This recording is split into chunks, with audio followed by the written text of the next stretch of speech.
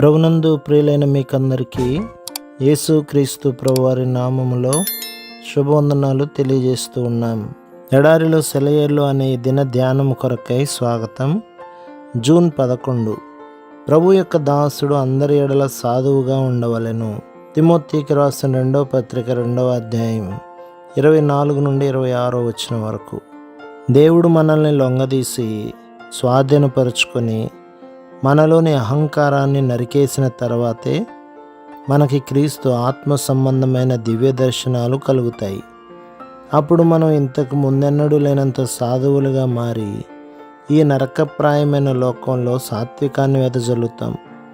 ఆత్మ సంబంధమైన దీన మనస్సు తనంతట తానే మన మనస్సులో నాటుకోదు. మనం తగ్గింపు స్వభావం అంటే ఏమిటో అర్థం చేసుకొని మన ప్రవర్తనలో నమ్రతను అలంకరించుకొని మన తలపుల్లో దానిని జాగ్రత్తగా పోషించుకుంటూ వస్తే గాని సాత్వికం మన అంతరంగంలో నిలకడగా ఉండదు.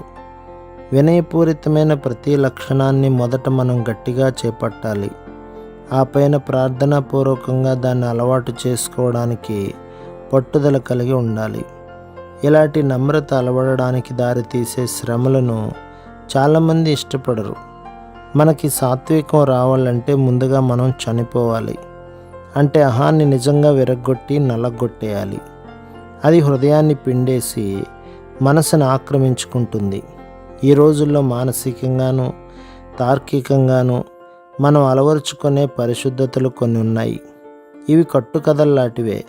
ఇది ఎలాంటిదంటే మానసికంగా ఒక అర్పణను బలిపీఠం మీద పెట్టి అది పరిశుద్ధమైపోయిందని లోపల అనుకొని తద్వారా తాను కూడా పరిశుద్ధుడనైపోయానని తేల్చుకోవడం లాంటిది.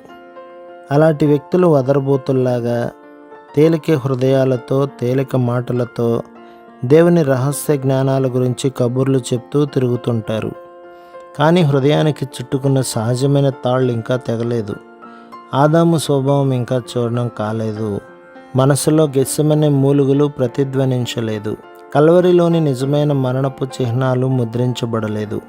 అలాంటి వారిలో తెరిచిన సమాధిలో నుండి హాయిగా, మెల్లగా, చల్లగా, మృదువుగా, విజయవంతంగా, తీయగా, నలుదిశలా వ్యాపిస్తూ తేలి వస్తున్న జీవం ఉండదు.